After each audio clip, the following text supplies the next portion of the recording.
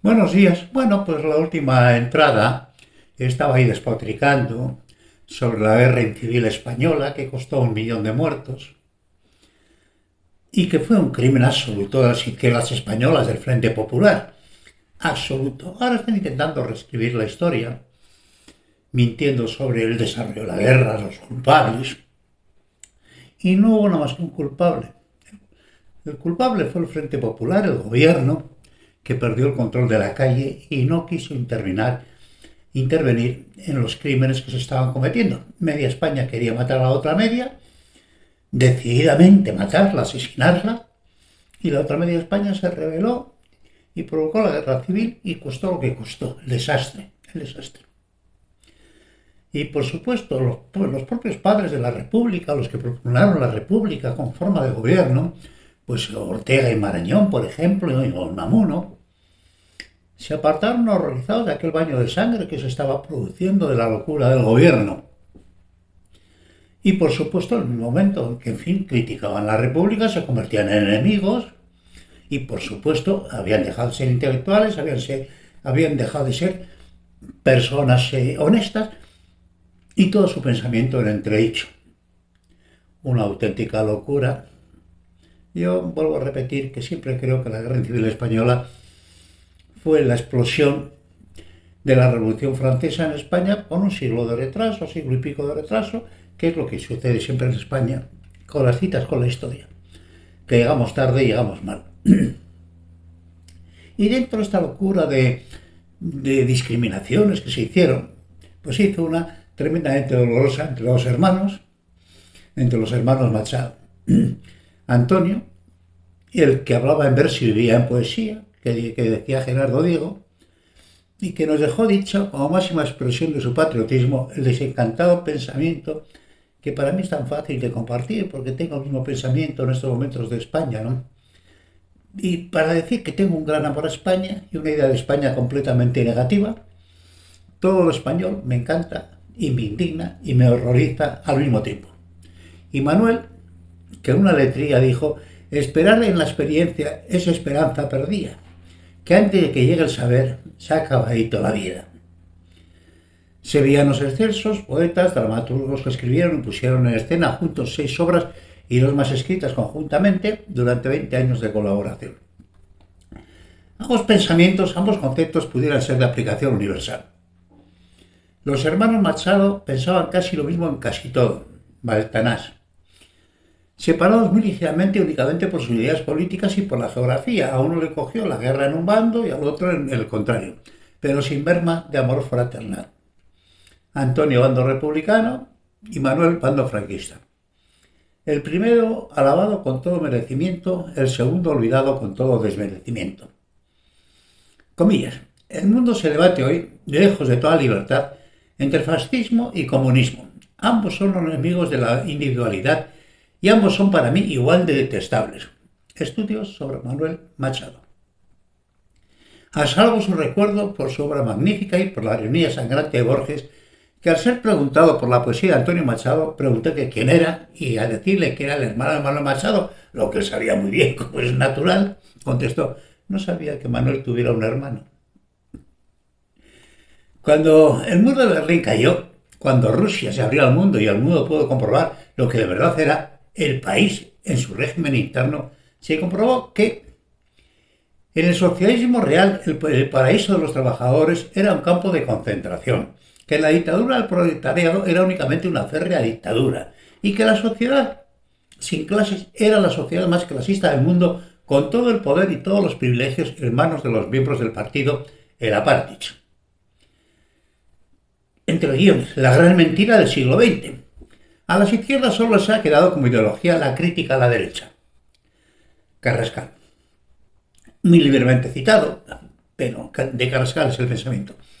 Uno de los padres de la perestroika, Alexander Nikolaevich Yokolovet, conocedor como poco del sistema soviético, al final dictaminó que, en su opinión, el marxismo no coincidía con la naturaleza humana. Joder.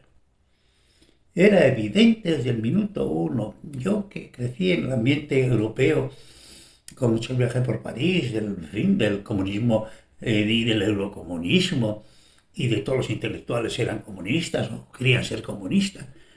Desde el minuto primero, yo pensé que era una auténtica gilipollez. Que para el gobierno de los hombres que no servía. Desde el minuto uno. Y luego tuve la suerte o la desfortuna, y he sido siempre muy viajero, de ser de los primeros españoles que fue a Rusia cuando se iniciaron las relaciones diplomáticas de nuevo, allá por los años 64, 65. Estuve en el primer viaje de españoles, no, en el segundo, porque fueron unos cruceros los primeros que fueron a Rusia, y empezaron el mes de julio, estuve en el mes de agosto. Y joder, comprobé in situ que aquello era absolutamente inviable. Y me iban en el barco unos chicos catalanes que venían fascinados con la porquería que habían visto en Rusia, ya tipo que era una catástrofe evidente. Y decían que no, que en fin, que lo entendía, que en fin, que la transformación del mundo exigía, Y les dije entonces, eso es una catástrofe, el régimen está podrido y se caerá solo. Mis profecías sirven absolutamente para nada, y solamente para mi satisfacción, porque luego sí estuve en Rusia cuando cayó. Cuando Rusia se abrió a Occidente, yo fui de los primeritos que anduve por ahí deambulando, bueno. Pero lo vi de una claridad, no lo quiero contar porque es muy largo, pero era evidente que aquello no podía funcionar. En fin, y algunos tontos de solemnidad que sobre un fracaso absoluto en todos los órdenes sociales, sobre la opresión, la arbitrariedad y la falta de derechos como forma de gobierno, con el crimen de Estado continuado, con el comunismo convertido en una religión de sustitución más que una ideología, porque el comunismo se convirtió en una religión. Todos los ateos del mundo se hicieron comunistas, que era otra forma de religión, que tenían dogmas más que ideas. Continúan impávidos con una cara de cemento armado, pontificando sobre la justicia social. Ellos, precisamente ellos, quienes conculcaron por principio y por sistema cualquier concepto de justicia. Comillas. Tenemos que llevar con nosotros a 90 millones de los 100 millones que son los habitantes de Rusia. En cuanto al resto, no tenemos nada que decirles. Deben ser aniquilados. Zinoviev, joder, pensamiento excelso comunista. Solo por eso tendrían que ser fusilados todos los comunistas del mundo, solo por esa idea. Hay que ser miserable para decir que el 10% de una población de 100 millones de personas hay que ser aniquilada. Yo no puedo entender, o sea, es decir, que oigas una cosa de esas, de un sistema de gobierno, y que digas que tú quieres ser ese sistema de gobierno. Dios mío. Ese es el destino propuesto para 10 millones de personas sin otra culpa o delito que la discrepancia política. No hay nada tan sublime como el altruismo humanista comunista. No hay nada más sublime. Solzhenitsyn, en la vida de Iván Denisovich, hizo un retrato de cuerpo entero de la vileza del gobierno comunista, de la vida en el Gulag. Y después de leer eso, sigan ustedes hablando de comunismo. ¡Qué vergüenza! ¡Qué vergüenza moral e intelectual! Dentro del despropósito histórico general, en el gobierno del género humano, de las sociedades humanas, ningún sistema está ajeno al crimen, a la corrupción, a la arbitrariedad, al abuso y a la tropelía. No se encuentra en la historia ningún sistema de gobierno perfecto. La perfección siempre las distintas utopías de un futuro lejano o cercano, nunca la realidad, solo como intencionalidad y sueño. Y de tal forma sería tan fácil construir una utopía. Pero dentro de la locura social generalizada, no parece que pueda encontrarse en la historia un sistema peor que el comunismo. Si se quiere analizar, es peor que el nazismo, ya que el nazismo costó a la humanidad 100 millones de víctimas, pero fueron las más en la guerra, mientras que el comunismo le ha costado a la humanidad más de 100 millones de víctimas, casi todas en la paz, en el gobierno normalizado de la sociedad, y sin excepción en todas las naciones en que ha gobernado y han subido a la sociedad en una atroz dictadura con un despropósito social total y en la miseria más absoluta. Naciones importantes en medios humanos y recursos naturales conducidas a niveles de pobreza más propia de naciones subsaharianas. Es un desastre. El comunismo, en su aplicación práctica, es un desastre, como lo quieras ver, Es una catástrofe, es un pensamiento para dictadores y criminales. Un modelo de gran impacto en su tiempo entre la juventud, especialmente hispanoamericana y europea, fue el conocido como el argentino Che Guevara, imagen romántica y juvenil de rebeldía y de aventura, con un alto compromiso político y social, una imagen que se hizo icónica. Pero su mayor logro, junto con Castro, otro asesino alucinado, otro dictador implacable que enamora a las izquierdas, que enamoraba. Afortunadamente ya está rindiendo cuentas, si es que hay cuentas que rendir. Fue Cuba, un país modelo de desarrollo y de riqueza en la zona de entonces que participó en la fundación de la ONU y conducido sin solución de continuidad a una dictadura atroz y a 50 años de miseria y a la huida de la mitad de su población, justamente la parte social ilustrada, de Cuba a Miami, básicamente donde casi ven a Cuba y suenan con ella cada día. Una de las grandes acusaciones de Castro en aquellos años, yo me acuerdo, tenía 16, 17 años, cuando los barbudos entraron en La Habana, ante la expectación del mundo, en el Nodos, en fin, aquellos primeros fusilamientos. Yo cuando empecé a ver fusilar gente con aquella alegría, dije, esto no conduce a ningún sitio bueno. Bueno. Una de las grandes acusaciones, decía, de Castro contra el gobierno cubano era su lucha revolucionaria. En su lucha revolucionaria era que Batista había convertido a Cuba en el burdel de Norteamérica.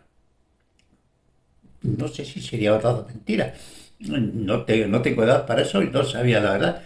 Pero nunca en la historia de la isla ha habido más putas y putos, jineteras y pingueros que bajo Castro, donde hasta las niñas y los niños de 12 a 14 años se venden por unas monedas en el malecón a la salida del colegio, incluso impulsados por sus propios padres.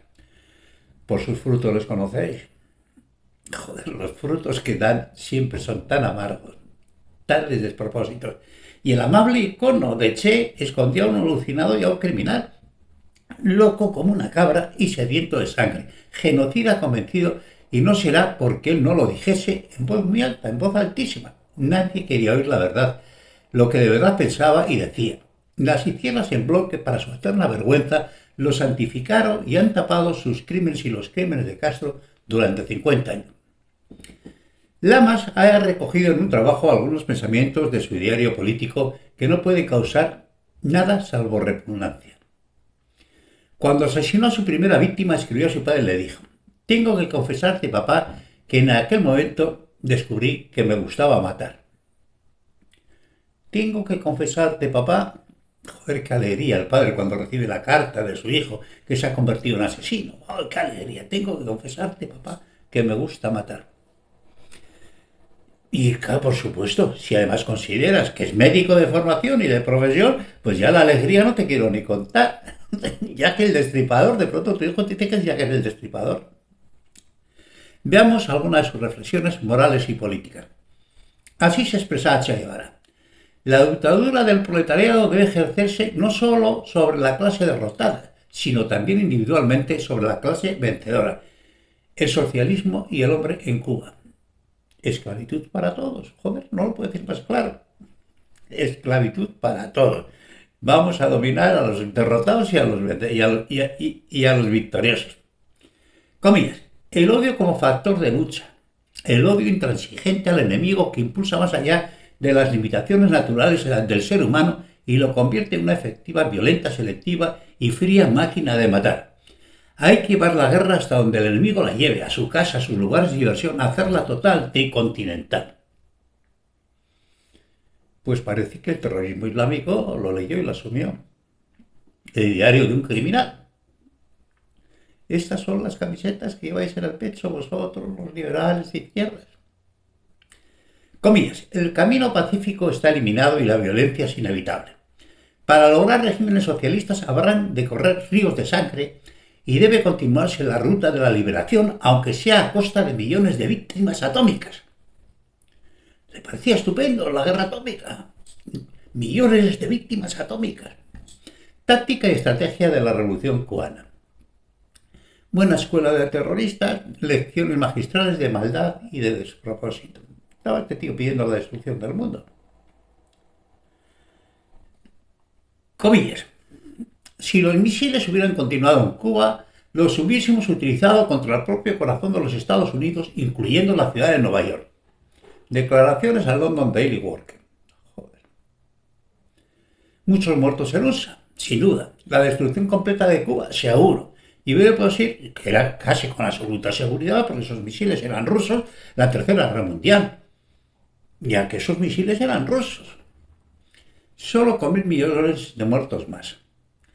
La infame locura tan presente en el Che a lo largo de toda su vida. Era un asesino.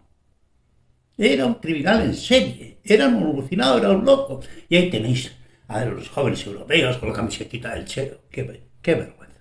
Qué vergüenza. Ante la Asamblea General de la ONU, Che Guevara dijo: nosotros tenemos que decir aquí lo que es una verdad conocida, que la hemos expresado ante el mundo. Fusilamiento, sí, hemos fusilado, fusilamos y seguiremos fusilando mientras sea necesario.